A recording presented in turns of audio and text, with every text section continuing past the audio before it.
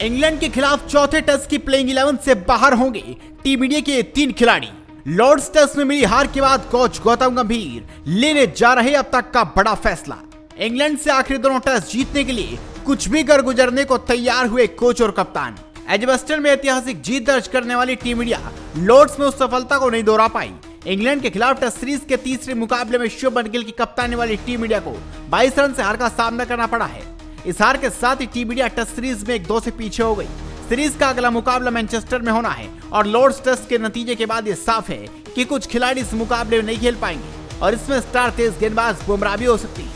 Lord's में test series के तीसरे मैच में टीम इंडिया ने इंग्लैंड को जोरदार टक्कर दी, लेकिन मैच के आखिरी दिन उसे हार का सामना करना पड़ा। इस मैच में टीम इंडिया के लगभग हर खिलाड़ी ने दमदार खेल दिखाया, लेकिन फिर भी कम से कम 3 खिलाड़ियों को अगले टेस्ट मैच में बाहर बिठाना पड़ सकता है। इसमें एक बड़ा नाम बुमराह का भी है, जिनका वर्कलोड मैनेजमेंट को ध्यान में रखकर फैसला लिया जा सकता है। इसके अलावा 2 खिलाड़ी भी हैं। चलिए जानते हैं कौन है ये 3 खिलाड़ी।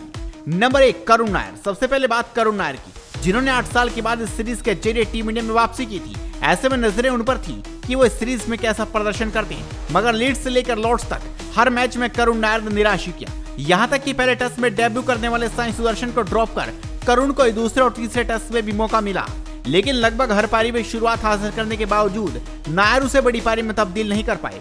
इस सीरीज में टीम इंडिया के टॉप ऑर्डर से सिर्फ नायर ही एकमात्र बल्लेबाज रहे जिन्होंने अर्धशतक नहीं जमाया। उनका सबसे बड़ा स्कोर 40 रन का रहा, जो लॉर्ड्स टेस्ट की पहली पारी में आया। नायर के बल्ले से 3 टेस्ट की 6 पारियों में केवल 131 रन ही बने।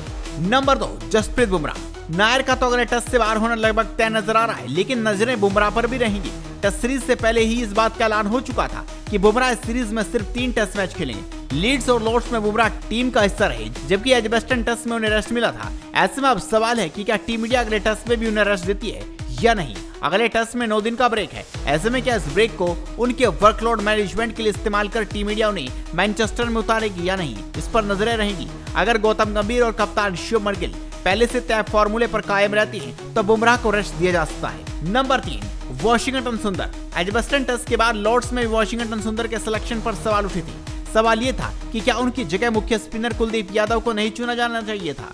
एजबस्टन में तो सुंदर बहुत ज्यादा कुछ खास कमाल नहीं कर पाए थे, लेकिन लॉर्ड टेस्ट की दूसरी पारी में उन्होंने अपनी गेंदबाजी से कहर बरपाया और इंग्लैंड के 4 बल्लेबाजों को अपना शिकार बनाया, मगर बल्लेबाजी में वो दोनों ही पारियों में कुछ खास नहीं कर पाए थे। ऐसे में क्या टीम इंडिया उनकी जगह पर एक रेगुलर स्पिनर के रूप में कुलदीप या किसी चौथे पेसर को मौका देगी या नहीं, ये देखने लायक होगा। भारत और इंग्लैंड के बीच खेली जा रही 5 मैचों की टेस्ट सीरीज में मेजबान अंग्रेज आगे हो गए हैं। लॉर्ड्स में खेले गए तीसरे टेस्ट में टीम इंडिया की हार ने टेंशन बढ़ा दी है। अब अगर भारत कोई भी टेस्ट मैच हारा तो सीरीज इंग्लैंड के नाम हो जाएगी। ऐसे में भारत को हर हाल में अगला टेस्ट मैच जीतना होगा या फिर ड्रॉ कराना होगा, तभी सीरीज हार का खतरा टल पाएगा।